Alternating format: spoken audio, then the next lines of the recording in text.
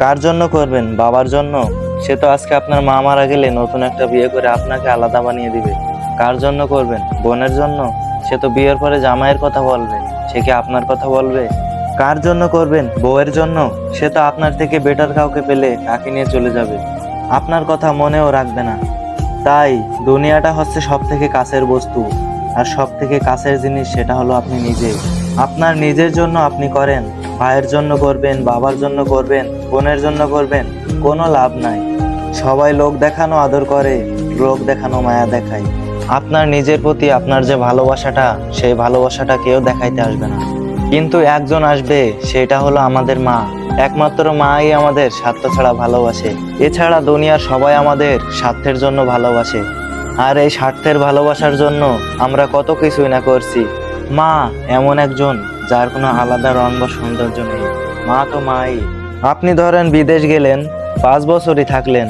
First 4 বছরে আপনি অনেক টাকা পয়সা পাঠাইছেন দেশে।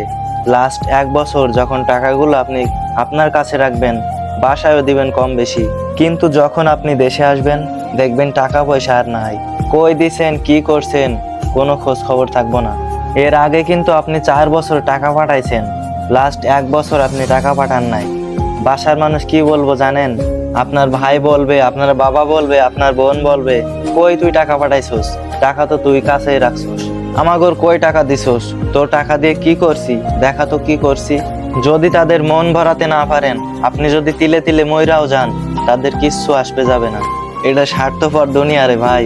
স্বার্থ ফুরিয়ে গেলে আপনার বাবার চেহারার রং বদলাবে। পরের মানুষের কথা তো বাদই দিলাম।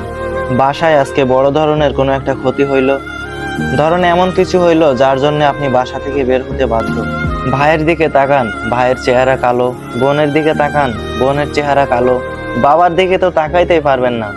আপনি যদি সেই মুহূর্তে বাসা থেকে বের হয়ে যান, 3 দিন, 5 দিন, 10 দিন, যেখানেই থাকেন না কেন, আপনার ভাই, আপনার বোন, আপনার বাবা, আমার মনে হয় না কেউ আপনার খোঁজ নিব।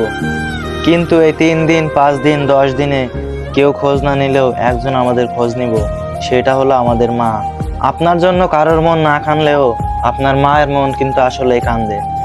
সবাই আপনাকে ছাড়া থাকতে পারলেও আপনার মা কোনোদিন আপনাকে ছাড়া থাকতে পারবো না। যতদিন আপনি বেঁচে আছেন, মাকে ভালোবাসুন, নিজেকে ভালোবাসুন।